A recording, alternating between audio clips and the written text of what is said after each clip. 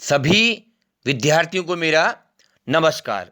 प्यारे विद्यार्थियों, बेटा टर्म 2 सिलेबस का आज अंतिम जो लेसन हमारे पास है प्रेमचंद के फटे जूते, और इसके लेखक हैं हरिशंकर परसाई। यानी कि जो आज हम पाठ पढ़ा रहे हैं प्रेमचंद के फटे जूते, ये क्षितिज भाग एक पुस्तक का टर्म 2 का अंतिम लेसन है, यानी कि लास्ट लेसन है ये। और पाठ के लेखक मैं बता रहा हूँ हरिशंकर परसाई जी, इसको बेटा पढ़ा रहे हैं। थोड़ा सा बेटा आपको परिचय करा दूँ। जैसे कि आप भली भांति जानते हैं, प्रेमचंद जी का पाठ आपने पढ़ा भी है, कहानी पढ़ी है, दो बैलों की कथा। प्रेमचंद जी यानी कि मुंशी प्रेमचंद जी हिंदी साहित्य के उच्च कोटि के साहित्यकार हैं। अग्रणीय स्थान है इनका साहित्य में, किनका? मुंशी प्रेमचंद जी का। मैं आपको नॉलेज के लिए बता दूं बेटा, मैंने आपको पहले भी कहा था जब आपको इनकी कहानी पढ़ाई थी, दो बैलों की कथा, तो उसमें आपको बताया था। एक बार फिर बता रहा हूँ आपको, प्रेमचंद जी ने एक ग्रंथ है इनका मान सरोवर। उस मान सरोवर ग्रंथ में लगभग 800 के आसपास 800 कहानियाँ, एकांकी, उपन्यास, नाटक, निबंध लिखे हैं।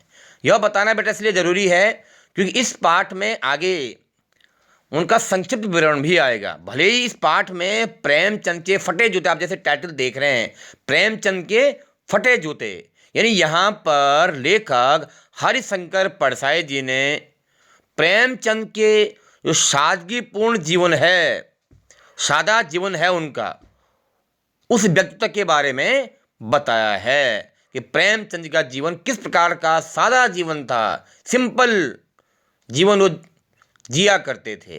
और आप देख लो टाइटल में फटे जूते शब्द आया है, यानी कि उनका फोकस किस ओर है? उनके फटे हुए जूतों की ओर। तो आपको बता दो बेटे, पाठ एक व्यंग्यात्मक है, यानी हंसी मजाक वाला भी ये पाठ है। इस पाठ में लेखक हरिशंकर परसाई जी ने प्रेमचंद के सादगी भरे जीवन के साथ साथ उनके जो हमें हाईलाइट किया है शीर्षक की ओर, उनके फटे हुए जूतों की ओर आकर्षित किया है।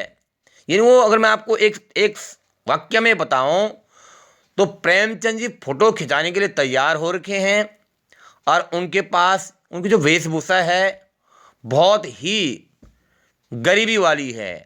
अब उनकी वो आर्थिक मजबूरी है, लेकिन लेखक ने फिर जब हमें आगे बताया है कि जो उनका पहनावा है सादगीपूर्ण जरूर है, लेकिन उनके चेहरे पर किसी प्रकार की उदासी नहीं है, बल्कि मुस्कान है, हंसी है।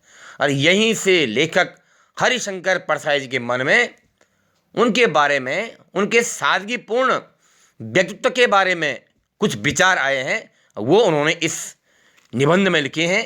तो आइए बेटा पढ़ते हैं। हर बार की भांति आपको शब्दार्थ भेजे गए हैं, पाठ का सार भेजा गया है, उसे आप भली भांति पढ़ लें, शब्दार्थ याद कर लें, और जब भी आप वीडियो सुने तो किताब आप अपने सामने रखें। चलिए पढ़ते हैं बेटा लेसन को। आप यहाँ पे ऊपर डायग्राम भी देख रहे हैं, जो प्रेमचंद के फटे जूते पाठ है उन्हीं का ही डायग्राम बना हुआ है, जूतों का ही यहाँ पर दृश्य बना हुआ है। अब आगे पढ़ते हैं बेटा, क्या कह रहे हैं लेखक, ध्यान दें। प्रेमचंद का एक चित्र मेरे सामने है, पत्नी के साथ फोटो खिंचा रहे हैं, सिर पर किसी मोटे कपड़े की टोपी, कुर्ता और धोती पहने हैं। यानी कैसे कैसे उन्होंने वेश धारण किया हुआ है, वेशभूषा है, वो यहाँ पर लेकर बता रहे हैं। कनपट्टी चिपकी है, माने कि कमजोर शरीर है उनका, कमजोर काया है। कनपट्टी मीन्स कानों से आंखों के बीच में जो स्थान है वो बहुत कमजोर महसूस हो रहा है। गालों की हड्डियां उभर आई हैं, इतनी कमजोर हैं कि उनके गालों की हड्डियां दिखाई दे रही हैं। पर घनी मूछें चेहरे को भरा भरा बतलाती हैं। पर उनकी जो घनी मूछें हैं वो कुछ हमें अपनी ओर आकर्षित करती हैं, उस पर किसी प्रकार का उनके मन में संदेह नहीं है, लाचारी नहीं है, मजबूरी नहीं है, यानी वो कुछ कुछ बयां करती हैं, वो जिनकी जो घनी मूछें हैं। आगे बढ़े। पाँव में कैनवस के जूते हैं, जो कंपनी होती है कैनवस के लिए बोला गया है, जैसे कपड़े टाइप के जो होते हैं, कैनवस के जूते हैं जिनके बंद बेतरतीब बंधे हैं। प्यारे बच्चों, बेतरतीब नहीं होता अव्यवस्थित, ठीक है। अब जो आप देखेंगे हमारे जूतों में जो लेस होते हैं, लेस बांधने का एक तो सुव्यवस्थित तरीका होता है, एक होता है अव्यवस्थित, अच्छे ढंग से और बेतरतीब मानी कि आड़े तिरछे, यानी उनको जो लेसेस बंधे हुए हैं वो क्या है, ढंग से भी नहीं बंधे हुए हैं। लापरवाही से उपयोग करने पर बंद के सिरों पर की लोहे की पतरी निकल जाती है। आमतौर पर आपने देखा होगा हमारे शूज में जो जहाँ पर लेस को निकलने के लिए होल होता है, छिद्र जो होता है, उसके चारों ओर क्या होता है, लोहे की छोटी पतली लेयर होती है। तो लेखक बता रहे हैं कि वो भी निकल जाती है, इतने बुरी स्थिति है उन जूतों की।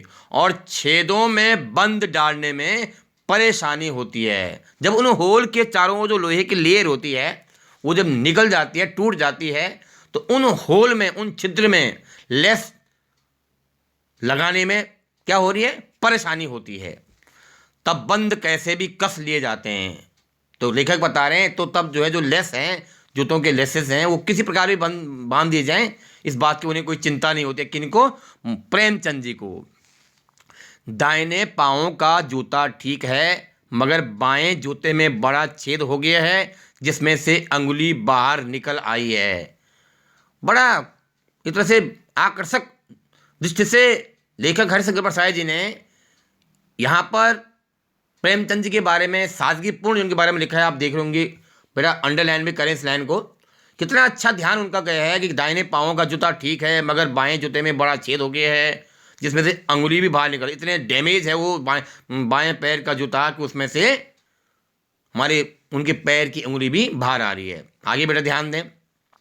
मेरी दृष्टि मानी नजर, दृष्टि मानी नजर इस जूते पर अटक गई। जैसे मैंने प्रेमचंद के जूते को देखा, फटे जूते को देखा, मेरी नजर रुक गई। कौन कह रहे हैं? हरिशंकर प्रसाद जी प्रेमचंद जी के व्यक्तित्व के बारे में, इस अनोखे व्यक्तित्व के बारे में सोचता हूं, उनके मन में सवाल आया, फोटो खिंचाने की अगर यह पोशाक है, पोशाक बनी वेशभूषा जो है, ड्रेस से मतलब है क्या, तो पहनने की कैसे होगी। अगर हम तो होता है कि आदमी फोटो खिंचाने के लिए थोड़ा सा अच्छा सा लुक तैयार करता है, मैं अच्छा सा दिखूं, लेकिन यहाँ प्रेमचंद का जो सादगीपूर्ण जीवन है वो बिल्कुल विपरीत है। वो कह रहे हैं, लेखक हमें बता रहे हैं कि अगर उनकी फोटो खिंचाने की ऐसी पोशाक है तो पहनने की कैसी होगी, क्वेश्चन मार्क है। तो मैं कल्पना कर सकता हूँ, नहीं, इस आदमी की अलग अलग पोशाकें नहीं होंगी। फिर लेखक के मन में थोड़ा सा विचार परिवर्तित होता है कि नहीं नहीं, इनके सादगीपूर्ण जीवन को देखते हुए तो ऐसा लगता है इनकी अलग अलग पोशाकें नहीं होंगी। इसमें पोशाकें बदलने का गुण नहीं है, यह जैसा है वैसा ही फोटो में खिंच जाता है। हरिशंकर प्रसाद जी की मानसिकता उनके प्रति क्या है, एक तरह से सकारात्मकता वाली है। किनके प्रति? मुंशी प्रेमचंद जी के व्यक्तित्व के प्रति कि नहीं, इनमें बार बार पोशाकें, बार बार ड्रेस बदलने का गुण नहीं है, ये जैसे हैं वैसे सादगीपूर्ण जीवन में देखने को अपने आप को तैयार हैं। मैं चेहरे की तरफ देखता हूं, क्या तुम्हें मालूम है? अब मुंशी प्रेमचंद जी के चेहरे की ओर देख करके उनके मन में अचानक सवाल फिर जाग रहे हैं, किनके? हरिशंकर प्रसाद जी के। और मान लो अपने आप से सवाल पूछ रहे हो प्रेमचंद जी के बारे में, मन ही मन क्या कह रहे हो, क्या तुम्हें मालूम है मेरे साहित्यिक पुरखे कि तुम्हारा जूता फट गया है। अब साहित्यिक पुरखे शब्द आया है, पूर्वजों के लिए बोलते हैं, और अंगुली बाहर दिख रही है, क्या तुम्हें इसका जरा भी एहसास नहीं है? मान लो कि अपने मन ही मन प्रेमचंद के बारे में एक तरह से सवाल पूछ रहे हूँ, क्या तुम्हें इसका एहसास नहीं हो रहा है कि तुम्हारी जो है पैर की अंगुली बाहर आई हुई है, जूता फटा हुआ है, लिखा गई, क्वेश्चन मार्क है बार बार, जरा लज्जा, संकोच या झेप नहीं है, यानी तुम्हें जरा भी इसकी शर्म नहीं है, तुम्हें संकोच नहीं है, कोई झेप नहीं है। क्या तुम इतना भी नहीं जानते कि धोती को थोड़ा नीचे खींच लेने से अंगुली ढक सकती है? फिर क्वेश्चन मार्क है विद्यार्थियों। यानी कि प्रेमचंद के बारे में, उनके सादगीपूर्ण जीवन के बारे में, उनके मन में, किनके मन में? हरिशंकर प्रसाद के मन में सवाल आ रहे हैं, क्या तुम इतना नहीं कर सकते हो कि थोड़ा जो तुमने धोती पहनी हुई है उसको नीचे खींच लो और अपना जूता ढक लो? मगर फिर भी तुम्हारे चेहरे पर बड़ी बेपरवाही, बड़ा विश्वास है। इतना होते हुए भी लेखक के मन में सवाल आ रहा है मुंशी प्रेमचंद के बारे में कि इतना होते हुए आपके जो पहनावा है उस पर आपको कुछ भी ऐतराज़ नहीं है, आप कोई बेपरवाह हैं बिल्कुल, आपके चेहरे पर विश्वास झलक रहा है। और फोटोग्राफर ने जब रेडी प्लीज कहा होगा तब परंपरा के अनुसार तुमने मुस्कान लाने की कोशिश की होगी। जैसी वह उनके मन में सवाल आ रहे हैं कि जैसी आपकी इस वेशभूषा को देखते हुए फोटोग्राफर ने प्लीज़ कहा होगा कि रेडी प्लीज़, तो आपने क्या किया होगा, अपने चेहरे पर उस मुस्कान को और लाने की कोशिश की होगी।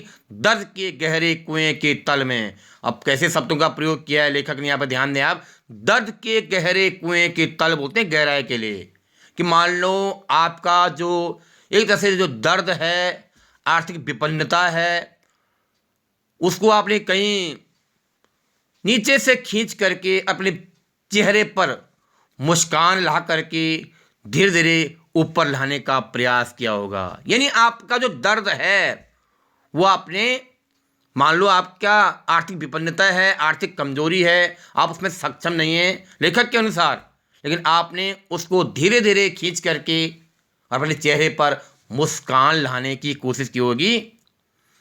बीच में ही क्लिक करके फोटोग्राफर ने थैंक यू कह दिया होगा। और ऐसा देखते हुए जब उस फोटोग्राफर ने आपके चेहरे पर मुस्कान देखी होगी, हंसी देखी होगी, उस फोटोग्राफर ने भी धन्यवाद कहा होगा। विचित्र है, मानी बड़े अनोखी है यह अधूरी मुस्कान। लेखक स्वयं उनके मन में प्रश्न जाग रहा है कि मुंशी प्रेमचंद जी, आपके चेहरे पर तो ये जो अनोखी मुस्कान है, अधूरी मुस्कान है, ये साफ झलक रही है, यह मुस्कान नहीं है। फिर उनके मन में सवाल आ रहा है, यह मुस्कान नहीं है, इसमें उपहास है, मानी हंसी मजाक है, व्यंग्य है। हंसी मजाक का एक ऐसा दृश्य है जो हमें अपनी ओर आकर्षित कर रहा है कि प्रेमचंद जी के इतने बड़े साहित्यिक योगदान को देखते हुए और उनके जो सादगीपूर्ण जीवन है उसको देख करके हमें हैरानी हो रही है। तो ऐसा लेखक ने प्रेमचंद के बारे में बताया है। तो बेटा ऐसा ही आप समझें, कोई भी समस्या हो आप हमें प्रश्न अवश्य पूछें। इससे आगे बेटा हम नेक्स्ट वीडियो में पढ़ाएंगे। धन्यवाद।